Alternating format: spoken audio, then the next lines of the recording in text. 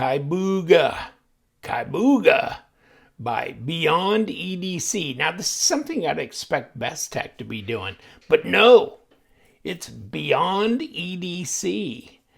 And of course, Beyond EDC's got about 3 other tiers of knives that have different names, but it's all under the corporate Beyond EDC. Now, the Beyond EDC knives that are labeled as such are their budget line, okay? And then can't remember the other tiers, that there's a medium tier and then an upper tier where they do their M390 and titanium and all that stuff. But these are your budget brands under the Beyond EDC label. So this one is the Kibuga, and it is a different kind of knife. And I posted this on my Instagram, and I was surprised that I got as many comments as I did. Like, no comments on most of my postings, but there was like 13 comments under this one saying, okay, what are we doing with this?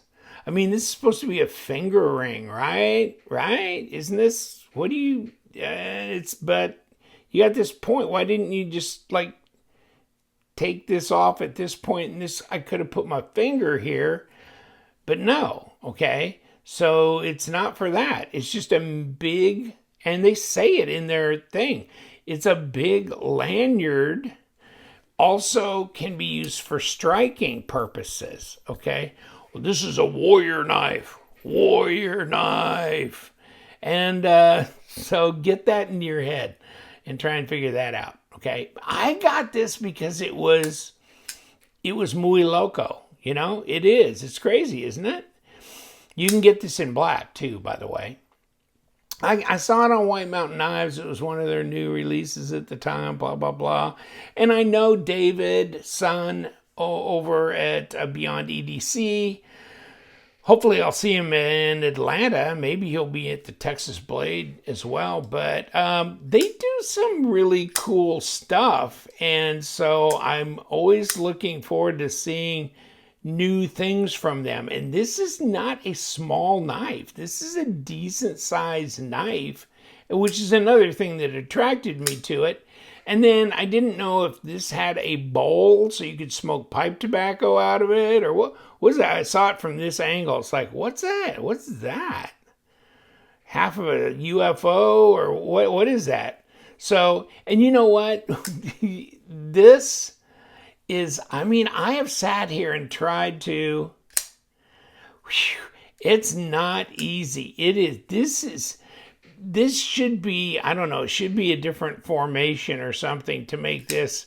You can do this. It's not easy to finger flick. Not this one, at least. And then I've tried to thumb flick, and yeah, you can. It's just, it's not just intuitive to do that. You really got to kind of focus. This flipper tab is jimped. What's interesting about the flipper tab is like it's kicked back. I mean, most flipper tabs are either kick forward or straight up, right? But this one is laid back. So this is really push button material. I mean, it push buttons, and a lot of flippers do not push button, but this one does. And you can kind of modify to, I mean, there's jimping here, so you can kind of pull back as well to flip it, okay? But you can flip it that way, like a light switch or push button. Either way. Now, of course, you got this fuller here, but you can't finger flick off of that because it's buried in the scale. And so here's your blade, which is also, this thing comes back and back and back and back. Well, blade to handle length, how do you determine that? From here, from here. So let's just call it good. To hell with it. Design flow is nice. It goes right into the bolster, but I don't know who designed this knife. They don't attribute this to anybody. And it's not lightweight. And then we'll get the measuring tape because it's not a small knife either. 5.7 ounces, so you're climbing towards 6. It's 5.7. It's not a lightweight at, shit, where'd I go to grams? I thought the next thing was grams. Okay, 161 grams. So no, it's not light.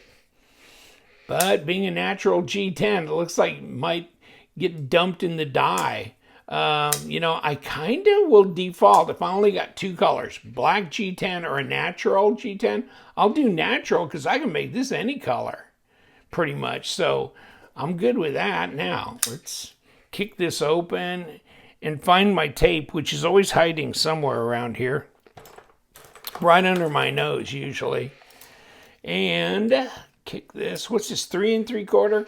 So 3.75 inch at 96 millimeters. Overall, though, 8 3/4, 8.8. Almost 8 7/8 inches long, but not quite there. 22.5, close to 22.5 centimeters. Okay, so that's, she's getting sizable. And there you go, 0.62 at 15.8 millimeters. It's thick, and it's not nested liners. They're full on, aren't they? So there's that. And 3.7 millimeter blade stock at 0.14. So blade stock's pretty heavy duty. Let's grab a piece of paper and kind of see where we are. Oh, okay. Now, this is a good edge on this one. This is, that's pretty good little edge on that sucker. Okay, yeah, that's a good factory edge. Maybe a bit on the plus side of a standard factory edge. So it's done pretty well. Piercing, slicing. Of course, this is unsharpened here. But I just can't quite figure how functional this is, because it's just, to me, it's not that functional. But I kind of like the look of it. Or do you think that could be, looks like you can go ahead and take it off if you want. You're going to have a hole in there, which I don't really like the thought of. But what do we got for a lockup? 30%. We've got a differential in height here. Yeah, it's over the detent ball at that point. And yeah, you can see it start dropping. It's centered. No blade player lock rock. Nice satin grind on it. Ergos, pretty straightforward. That's not a problem. I can feel the pocket clip a bit, but just only back here. It's not too bothersome. This here, I don't know what the hell I'd do with that. I guess I'm going to leave this for sharpening choil area and that kind of thing, because I don't see myself wanting to get into that and choke up because of how this is here. So it really doesn't it's too odd. Yeah. I mean, if I'm going to jump up on it, I'm going to get like this. I'm not going to try and put my finger up here. Interesting, though. So it's chunky, thick, got some weight. You know what I'm saying? Unusual looking. I was thinking when I ordered this, I didn't really know quite what I was getting into, but I didn't know this was G10 running around here, okay? And I thought maybe this had like a carabiner type of thing, like part of this broke away, so you could open it up and you could just hang it on something or use it, whatever. And they could have incorporated maybe a bottle opener in here, although I wonder if you could actually still manage that. You know what I'm saying? Because you got this metal liner coming all the way out. I don't know, maybe time to take it to the patio and check that out. But it's an interesting shape. There's no question about that. And then this, definitely, and it was $60 on White Mountain, so it was $54 all in. I thought, okay, I can do that. Now, And here's your stats if you want to, pause and read, that kind of thing. They're saying 9 inches overall length, 3 3/4. Okay, yeah. This came off of Beyond EDC site. So, yeah. This gives you the, story of, I don't know, are you a warrior? I don't get it. But pressed into a double role as a less lethal impact weapon. So that's that. But they're saying it's a steel reinforced lanyard ring. And okay, so righto, right hand carry, no left hand on that one, is it? Yeah, no. So lefties are out. The action's pretty nice. It feels pretty smooth as far as drop, and so fidget friendly.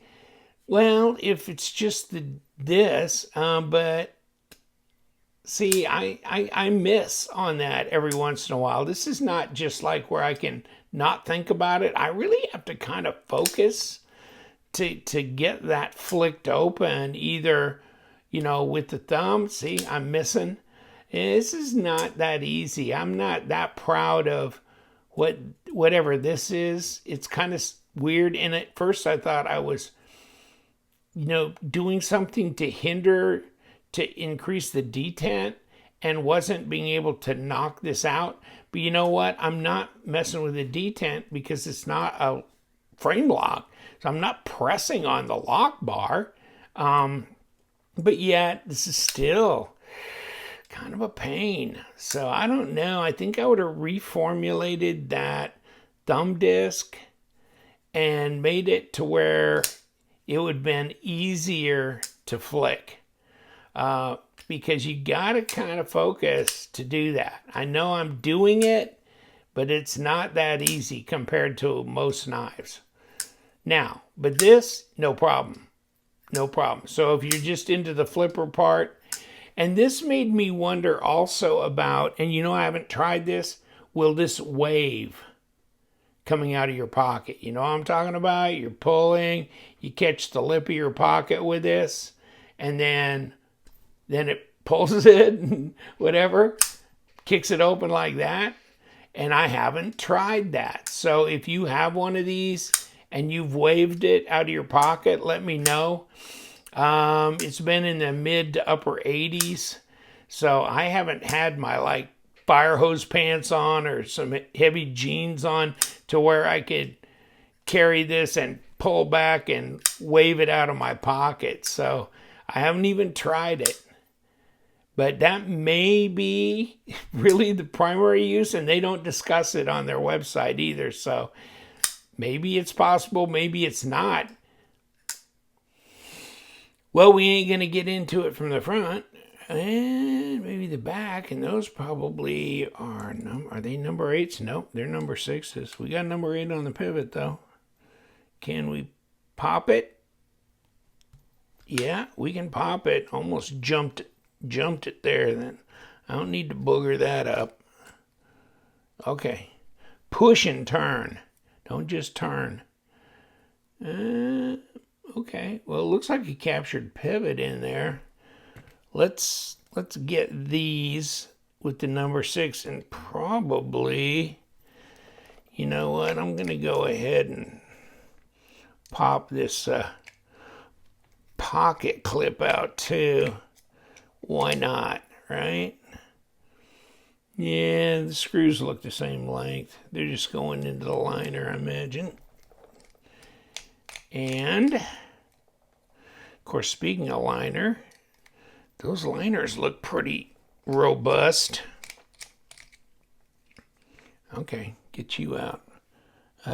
One's actually longer than the other. Oh, well, one's going into just to the liner. The other one's going in through a pass-through here.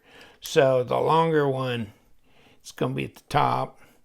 So we're on the lock bar side. So here we go.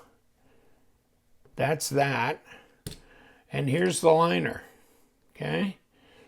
So So how easy is that going to be to pop loose?